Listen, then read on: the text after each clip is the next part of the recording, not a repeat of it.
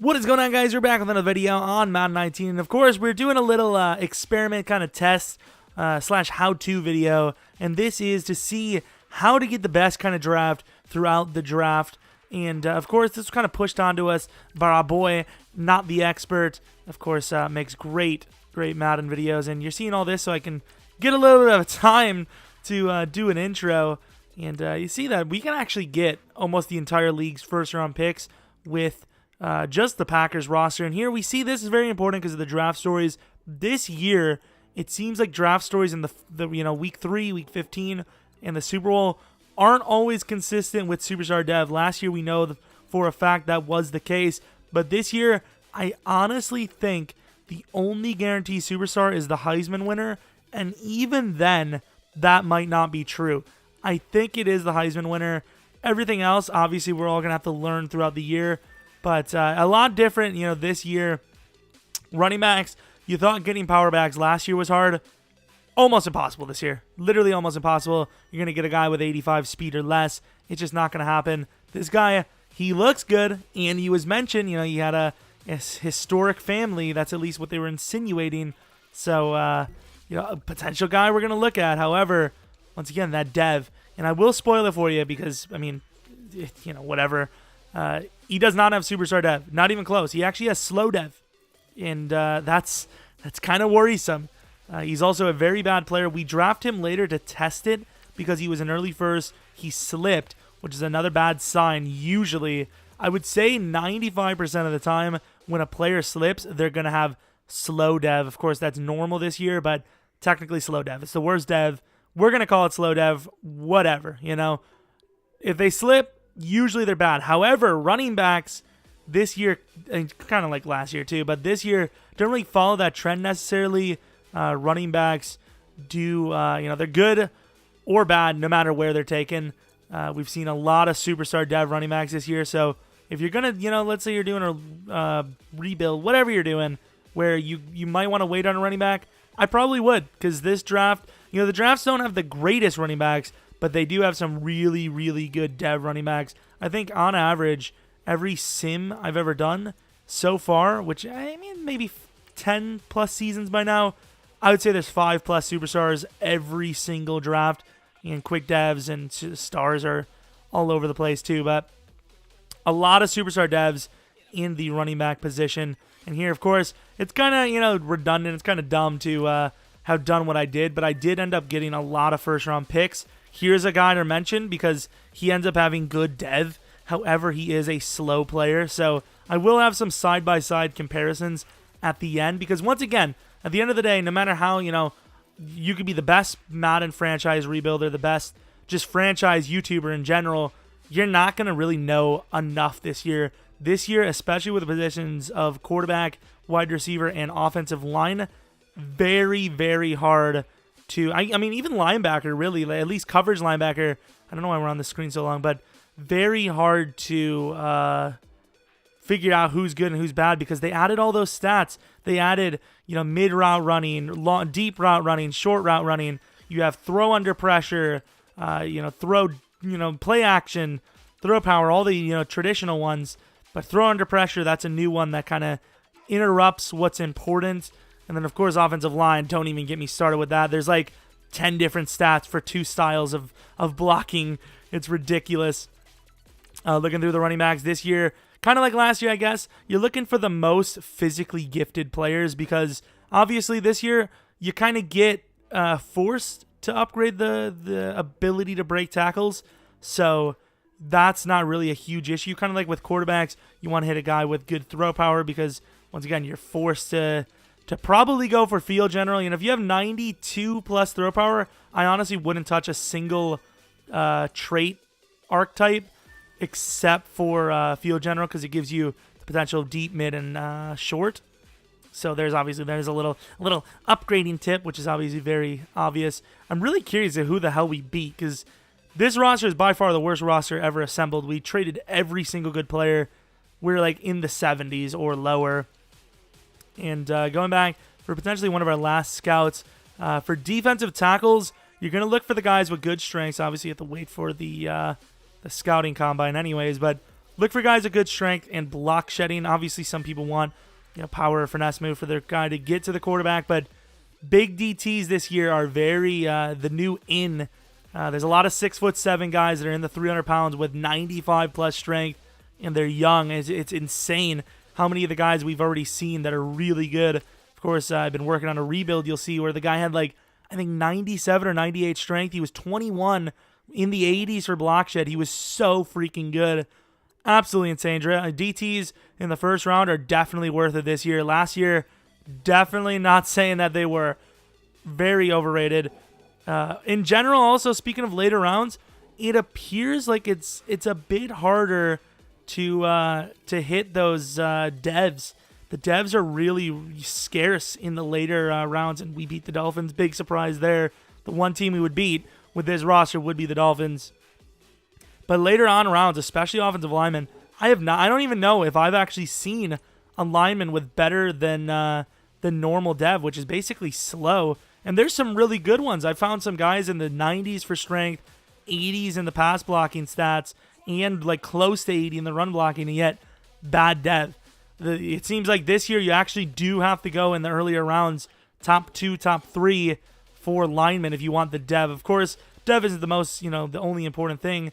If your team as a whole plays well, I would assume you can see here the quarterback Keaton gets Heisman. And I will spoil it, he does have superstar dev, so there's another example of the Heisman superstar probably still being a thing. But as I was saying with the offensive linemen, I would assume if your team does well, you'll probably get a dev upgrade, assuming they're not giving up tons of sacks, obviously. In general, this is one of the worst wide receiver classes I've ever had. However, I have noticed the wide receiver class does seem a lot worse than last year. However, the bad part about that is the cornerback class, it's almost like a copy and paste from last year. The guys that are fast, the guys that have good man and zone, they're always going to be great. The guys that are fast, even if they have bad zone or one is bad man, they're still really good. So there's a lot of fast corners, yet the wide receiver position in general, not even just for speed, for talent in general, seems a lot worse. So that's a little worrisome. It seems like it's going to be a lot harder to develop these wide receivers. And here we're actually in the draft. Once again, kind of redundant, kind of stupid that I did it this way, but look at this 96 hit power. Obviously, if you see a guy, once in a lifetime talent, 4.6 in the 40-yard, all those really high, B plus, and whatnot, that's who you want to go with. Here we got another fast guy, bad zone, but look at how fast he is, good man coverage, clearly a guy you want to go with. Here, no pass rush stats on the list. However, it almost seems like every single speed rusher with good speed will always be a very good finesse style player. I don't know why, just always are, even if it doesn't say that. So you have to look at that for sure. Here, once again, a big DT with great strength, 96, 82 block shed, and his power move is only 75, isn't that bad. So an insane player. Here, a really fast guy, superb, one of the best players you're going to have in your entire franchise's history, because it's going to be very easy to upgrade the rest of the stats. Here, we went with a different route. Instead of the strength guy, we went with the guy that had the power move and finesse as his potentials. So, of course, you see that. Here, we're going to go with an offensive lineman, quick dev, which is kind of like normal last year. So, you want to see the 33+ for the bench press. Otherwise, you're going to get a guy that's really, really weak. Here, obvious great safety. You really don't need anything from me. If he's got really good speed, in the 4.4s, low 4.4s, I would say anything lower than 4.45, you're going to see, obviously, you're going to see a great player. Xavier Freeman, knew he was going to be good because he had good man and zone, I believe. Here, like I said, we took a shot. Normal dev, which is basically slow. He is young, but 85 excel and speed.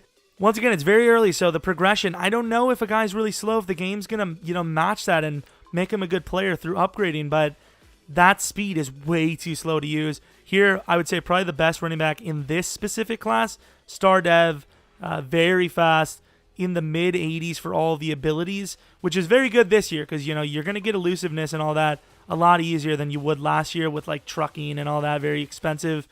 Here, Perry Holsley, probably the best quarterback, kind of a poor man's Lamar Jackson, insane player. Bryant Beatty, one of the best middle linebackers in this class, star dev in the 3rd round projection. A little low in the weak, you know, the hit power, a little low in the speed, but a very good coverage player. Here, Gordon Bennett. Last year, you would have expected this guy to be very, very good with good dev, but not this year. So now, of course, you see we got a very good draft, obviously. But here, we're going to go with the side-by-side comparisons to see if we can actually take a look at what made them good. Obviously, it's very inconsistent this year. This year is one of the hardest years to really peg certain positions for drafting. So Keaton had very good throw power and accuracy, of course. Once again, sorry if it doesn't look the coolest, but it's mainly for functionality. And here we could see that Mufasa actually had a B pursuit, B minus hit power, C plus tackle. He was very slow, but he had star dev. So this one is a little bit of a head scratcher. Of course, the zone must have been a C plus. So Kirk Warner, he had Bs across the board for every single run block thing. So this guy did not have on my list, but apparently, I mean, he's not even that great anyways. He's just good at catching and he's fast. So just look for the catching stats, I suppose, with the speed. So here we have a really weird one because he's a star dev with good speed, good man, but no zone coverage. And we could see that on the top bar that makes sense, but we still don't know why the dev is star. Of course, now going on to another one. We have a DT here. Pretty obvious. Don't need to look at that. It's going to be a good strength, good block shed, and power move. Very obvious pick there. Armand Gilbert. You can see by his potentials that he's a very good route runner.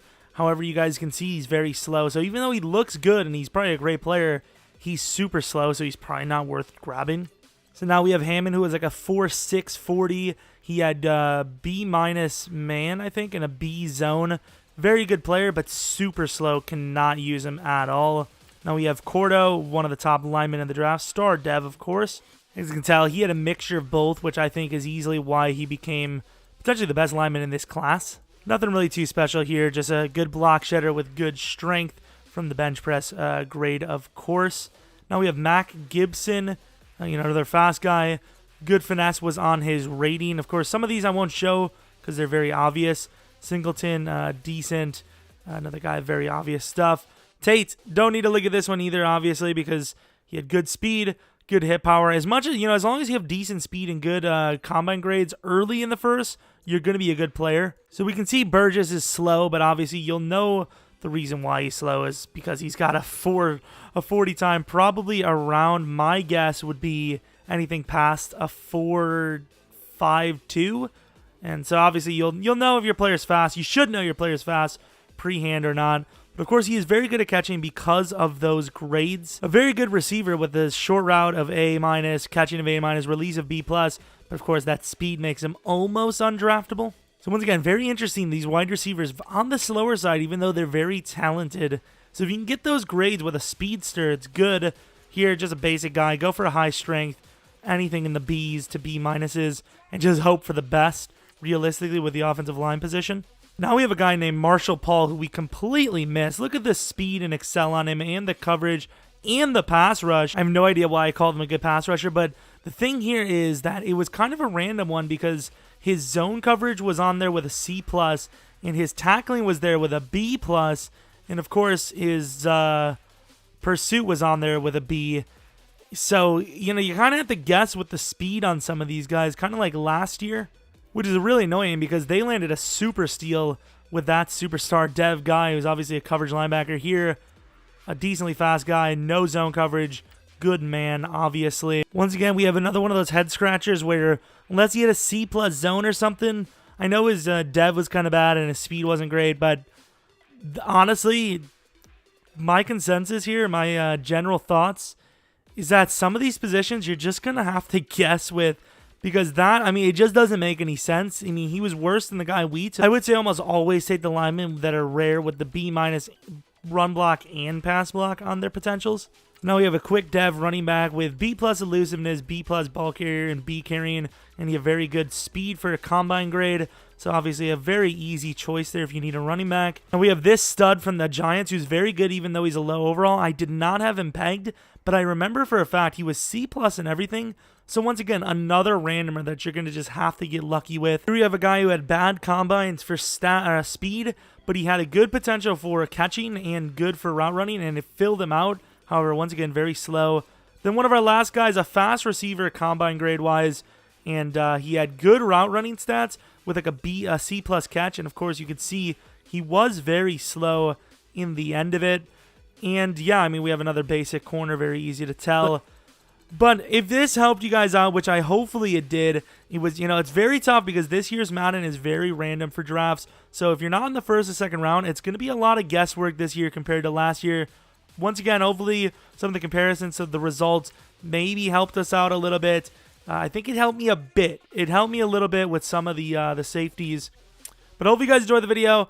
I worked really hard on this, so if you want to subscribe, whatever, I guess do it.